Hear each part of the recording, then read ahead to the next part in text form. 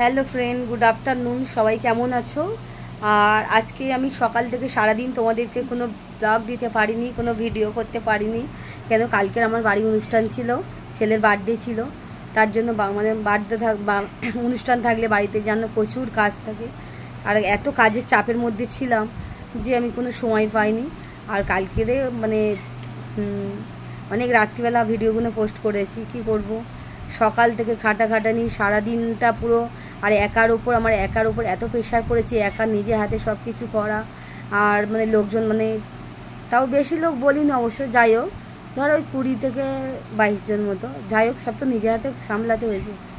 আর নিজে হাতে রান্না বান্না বাজার সমস্ত, ঘরে পরিষ্কার করা গোছানো। বাড়িতে একটা অনুষ্ঠান হলে ছোটোখাটো হোক আর যাই হোক, অনুষ্ঠান তো কোনো দিন ছোটো হয় না। আর সব কিছু। আর এই অনুষ্ঠানে এখনও অবধি বেলুন ঝুলছে, দেখো এখন অবধি। আর কালকের হয়েছিল, এখন অবশ্য মানে অনেক পরিষ্কার করেছি, যা কালকের থেকে যা অবস্থা ছিল। এই যে দেখতেই পাচ্ছ, কালকের তো ভিডিওতে বলেছি।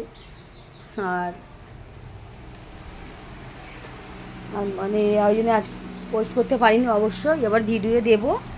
আর কাজ মিটে গিয়েছে, আর শরীরটা আমার খুব একটা ভালো না, কালকে থেকে এত খাটাখাটানি হচ্ছে।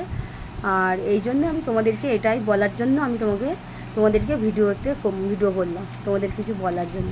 আর আমার পুচকে দেখো কি করছে, এখন পড়াশুনো করছে। ওর পড়ার চাপ, পরীক্ষা, ওর জন্য পড়তে বসতেই হবে। আন্টির কাজও করতে হবে, বিকেলে আন্টির পড়া, সকালে মর্নিংয়ে স্কুল। তার জন্য এখন কাজ করাচ্ছি, কাজ করিয়ে নিই, তারপর একটু দুপুরবেলা রেস্ট নিই, আবার বিকেলে কাজ। আমার তো তোমাদেরকে সবসময় বলি, আমার প্রচুর কাজের চাপ। আমি সকাল থেকে কোনো রেস্ট পাই না, সন্ধ্যে থেকেও তোমাদেরকে, ওই জন্যে আমি কত লাইভে আসি, কত 11:30টায়।